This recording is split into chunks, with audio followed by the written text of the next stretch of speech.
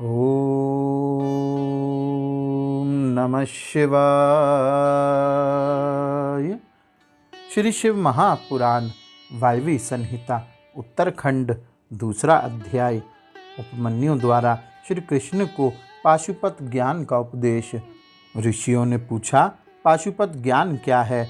भगवान शिव पशुपति कैसे हैं? और अनायास ही महान कर्म करने वाले भगवान श्री कृष्ण ने उपमन्यु से किस प्रकार प्रश्न किया था? वायुदेव, आप साक्षात शंकर के स्वरूप हैं, इसलिए ये सब बातें बताइए।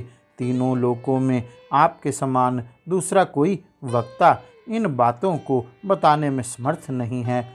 सूत जी कहते हैं, उन महर्षियों की यह बात सुनकर वायुदेव ने भगवान शंकर का स्मरण करके इस प्रकार उत्तर देना आरंभ किया।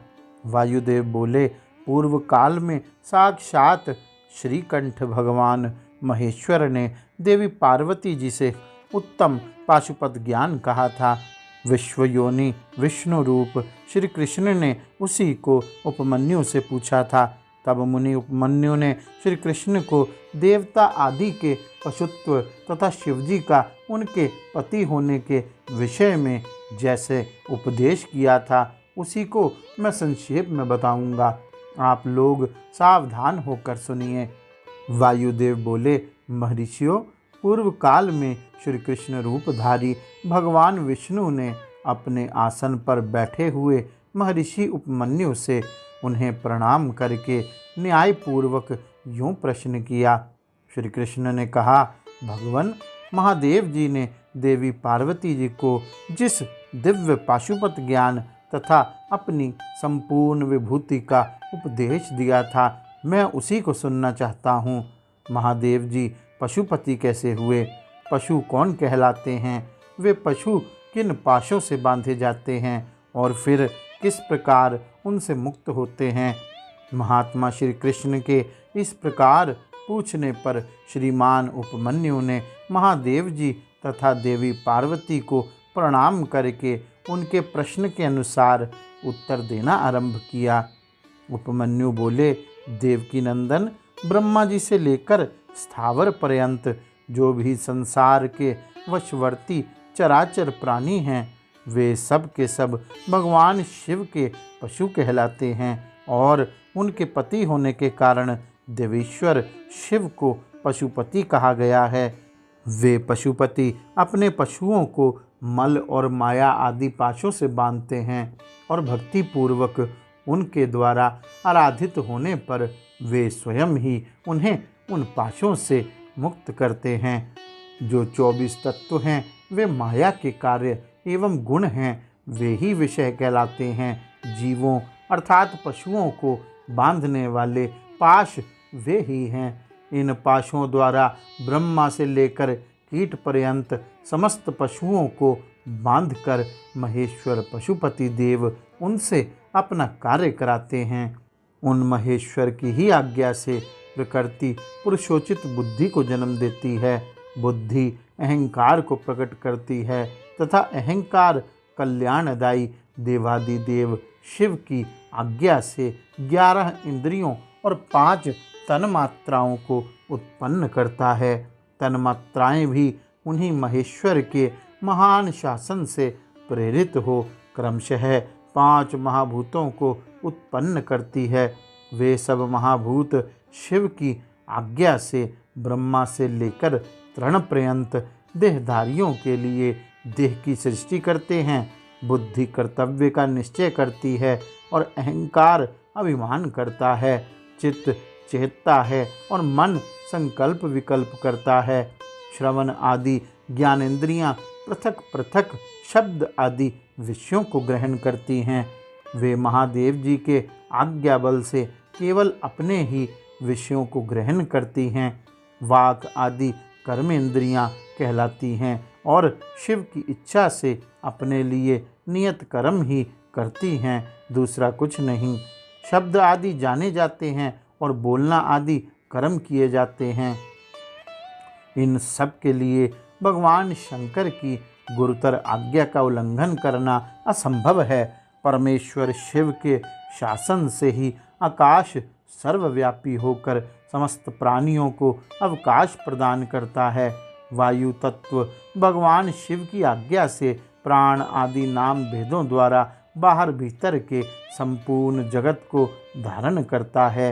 अग्नि तत्व देवताओं के लिए हव्य और कव्य भोजी पितरों के लिए कव्य पहुँचाता है, साथ ही मनुष्यों के लिए पाक आदि का भी कार्य करता है। जल सबको जीवन देता है और पृथ्वी संपूर्ण जगत को सदा धारण किए रहती है। शिव जी की आज्ञा संपूर्ण देवताओं के लिए अलंघनीय है। उसी से प्रेरित होकर देवराज इंद्र देवताओं का पालन, दैत्यों का दमन और तीनों लोकों का संरक्षण करते हैं। वरुण देव सदा जल तत्व के पालन और संरक्षण का कार्य संभालते हैं। साथ ही दंडनीय प्राणियों को अपने पाशों द्वारा बांध लेते हैं। धन के स्वामी यक्षराज कुबेर प्राणियों को उनके पुण्य के अनुरूप सदा धन देते हैं और उत्तम बुद्धि वाले पुरुषों को संपत्ति के साथ ज्ञान भी प्रदान करते हैं। ईश्वर असाधु पुरुषों का निग्रह करते हैं तथा शेष शिव की ही आज्ञा से अपने मस्तक पर पृथ्वी को धारण करते हैं। उन शेष को श्री हरि की तामसी रौद्र मूर्ति कहा गया है, जो जगत का प्रलय करने वाली है। ब्रह्मा जी शिव की ही आज्ञा से संपूर्ण जगत की सृष्टि करते हैं तथा अपनी अन्य मूर्तियों द्वारा पालन और संहार का कार्य भी करते हैं। भगवान विष्णु काल के भी काल शिव जी की आज्ञा से अपनी त्रिविध मूर्तियों द्वारा विश्व का पालन, सर्जन और संहार भी करते हैं। विश्वात्मा भगवान हर भी 3 रूपों में विभक्त हो उन्हीं की आज्ञा से संपूर्ण जगत का संहार, सृष्टि और रक्षा करते हैं।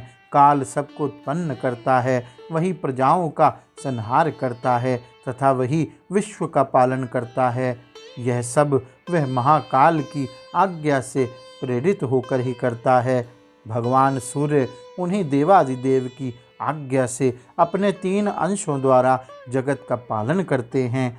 अपनी किरणों द्वारा वृष्टि के लिए आदेश देते और स्वयं ही आकाश में मेघ बनकर बरसते हैं। चंद्रभूषण शिव का शासन मानकर ही चंद्रमा औषधियों को पोषित और प्राणियों को आह्लादित करते हैं। साथ ही देवताओं को अपनी अमृतमयी कलाओं का पान करने देते हैं।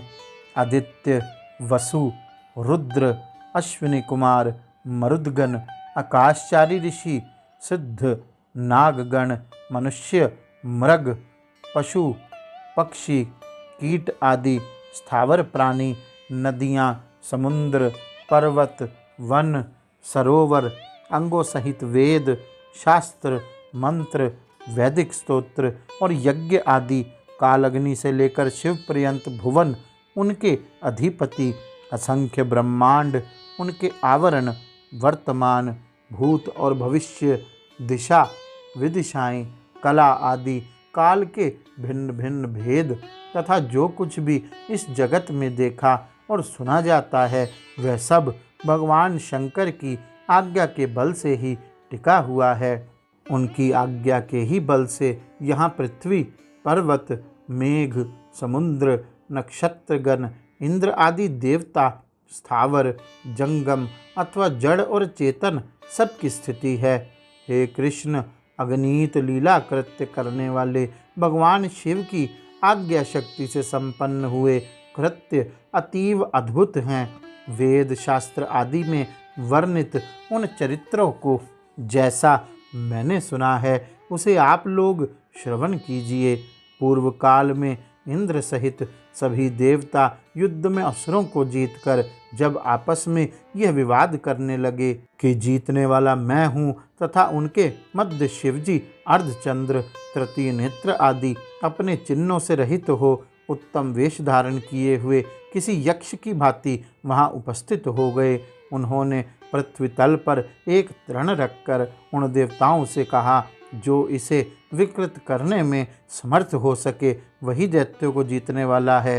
यक्ष का वचन सुनकर हाथ में वज्र धारण करने वाले शचीपति इंद्र कुछ कुपित हो गए और हंस करके इस तृण को उठाने का उद्योग करने लगे, परंतु वे उस तृण को उठा पाने में मन से भी सक्षम नहीं हो सके। तब उन्होंने उस तृण को काटने के लिए अपने वज्र से अन्य वज्र को उत्पन्न करके जैसे तैसे छोड़ा, पर तृण से टकराकर वह वज्र तिरछा होकर उनके आगे गिर पड़ा।